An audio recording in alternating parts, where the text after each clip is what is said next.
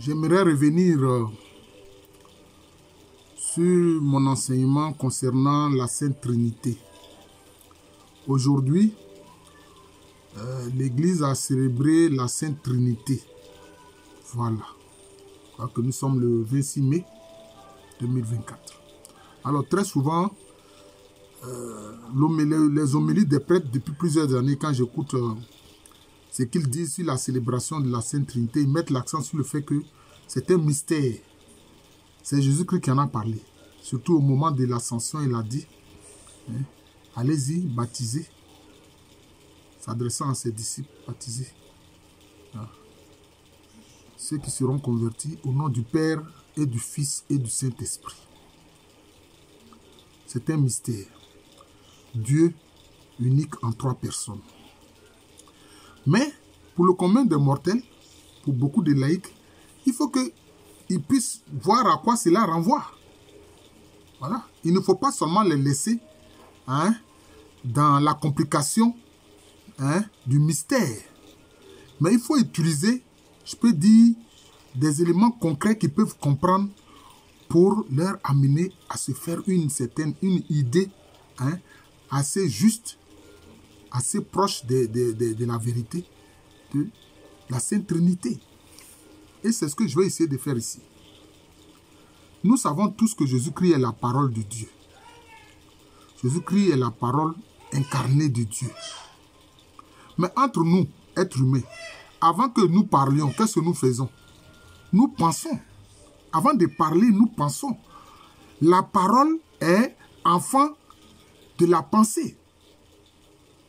Bon, l'homme lui ment. L'homme lui peut mentir. Donc, sa parole peut ne pas être en conformité avec sa pensée. Mais Dieu, lui, ne ment jamais. Donc, sa parole est en conformité avec sa pensée. C'est pour ça que Jésus-Christ a dit à Philippe, mais qui m'a vu a vu le Père. Hein? Parce que la parole, c'est une expression audible de la pensée. Voilà. Quand quelqu'un il est en train de penser, tant qu'il n'a pas parlé, on ne sait pas ce qu'il a dans sa tête. Il y a un ancien village d'Enzema. L'Enzema, c'est un peuple lacan qu'on trouve à Grand Bassam, à Tiapoum, et puis aussi au sud-ouest du Ghana actuel et au sud-est de la Côte d'Ivoire actuelle. Il y avait un village qui s'appelle Enzim Tianou. C'est-à-dire tu ne sais pas ce qui est dans ma tête. Voilà. Donc, mais quand quelqu'un parle, alors on sait ce qui est dans sa tête. Donc, Jésus-Christ est la parole. Donc, cela veut dire quoi? Cela veut dire que le Père Céleste, c'est la pensée. Mais quand tu as pensé, tu as parlé, qu'est-ce que tu fais? Tu agis. Et Jésus-Christ nous a montré que vraiment, le Saint-Esprit, c'est l'agir de Dieu. Quand ces détracteurs disaient, oui, c'est pas Belzébuth que tu fais, c'est miracle, etc. Hein? Il a dit, mais vous, vos disciples, vous les pharisiens, par quoi chassent-ils les démons? Mais si moi je chasse les démons, par le doigt de Dieu, il a dit le doigt de Dieu. C'est que Dieu est venu à vous. Mais le doigt, ça symbolise quoi? C'est le fait d'agir. C'est le fait d'agir. Si on n'a plus de doigt, là, si on n'a plus de main, s'il n'y a plus de main, tu ne peux pas agir. Voilà. Donc, le Saint-Esprit, c'est lui qui agit. C'est Dieu en action. Dieu qui est en train d'agir. C'est ça, le Saint-Esprit. C'est ça. C'est pour ça qu'on dit, il est celui, c'est Dieu qui donne la vie. Voilà. C'est lui qui agit. Voilà. C'est le Saint-Esprit qui agit. Voilà. C'est pour ça que c'est lui que Jésus-Christ nous a demandé au Père de nous l'envoyer. Et c'est le Saint-Esprit qui agit dans le monde et qui agit à travers les chrétiens. Voilà. C'est comme ça. Il agit à travers les disciples de Jésus-Christ. Parce qu'il habite en chaque disciple de Jésus-Christ. Donc le Saint-Esprit, c'est l'action de Dieu. Voilà la première chose qu'on peut dire aux chrétiens pour qu'ils comprennent un peu ce mystère. C'est vraiment un grand mystère. Il est grand le mystère de la foi. Ça, c'est vrai. Mais deuxième chose encore qu'on peut utiliser pour faire comprendre aux chrétiens. Prenons l'eau. Prenons l'eau. C'est une analogie. Mais de toutes les façons, Jésus-Christ a dit que celui qui croit en lui, des eaux vives se couleront de son sein. Les eaux vives du salut se couleront de son sein. Donc quand même, l'eau a quelque chose à voir avec le monde divin. Le monde de Dieu. L'eau. L'eau se présente en combien d'états? L'eau se présente en 3 états, mais c'est toujours H2O. C'est toujours la même formule chimique. Il y a l'eau liquide. Il y a l'eau gazeuse. Il y a l'eau solide, qu'on appelle généralement ici la glace. Chacun de nous, quelquefois, va acheter la glace auprès des femmes qui vendent la glace. C'est toujours de l'eau. Mais vous remarquez ici que chacun a sa particularité. C'est comme la Trinité Sainte. C'est la même essence divine, mais chacun a sa particularité. Vous voyez? Hein?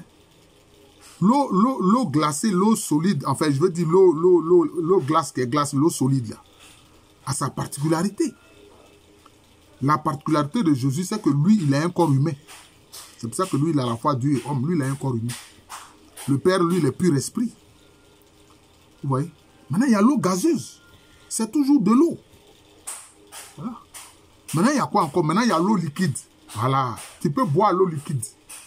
Mais tu ne peux pas boire l'eau qui est devenue la glace, qui est devenue solide. Comment tu vas boire ça? Vous comprenez? Donc, on peut utiliser des analogies simples comme ça pour expliquer ce qu'est la Sainte Trinité au peuple de Dieu. Vous voyez? Moi, j'espère que des prêtres verront ce que je suis en train de dire ici. Ce n'est pas par vanité que je le dis.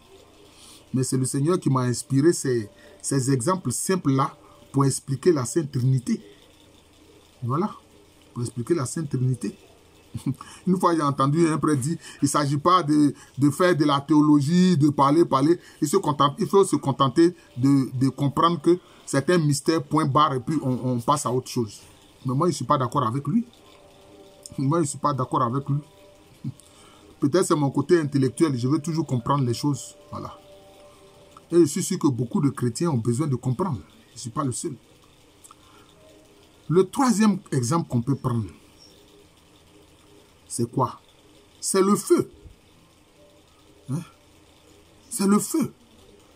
On a vu que le Saint-Esprit à la Pentecôte, c'est-à-dire à la fête du Saint-Esprit, le Saint-Esprit est descendu sous forme de feu et puis avec des flammes qui se sont posées chacun sur chaque disciple de Jésus présent dans la chambre haute. On peut prendre le feu, puisque le Saint-Esprit aussi se manifeste sous forme de feu. Donc on peut prendre l'exemple du feu pour comprendre. Mais le feu se présente sous 3 états aussi. Tout comme l'eau, le feu se présente sous 3 états. Quels sont ces états-là? Il y a la flamme, il y a la chaleur, et puis il y a la lumière. C'est toujours du feu, mais ça peut être simplement de la chaleur. Si vous touchez quelque chose que vous voyez que c'est chaud, c'est que c'est du feu. S'il y a une source de chaleur quelque part, c'est que c'est du feu qui est là. Maintenant, il y a la flamme. Voilà, la flamme. Vous comprenez? La chaleur, on ne peut que la sentir, mais la flamme, on la voit. Donc, vous voyez que c'est comme si la même réalité a des particularités. Maintenant, il y a la lumière. Vous voyez? Quand on allume l'ampoule, on touche l'interrupteur, la lumière s'allume. Bon, c'est la lumière. C'est quand il y a un court-circuit, c'est que cette lumière peut devenir maintenant flamme.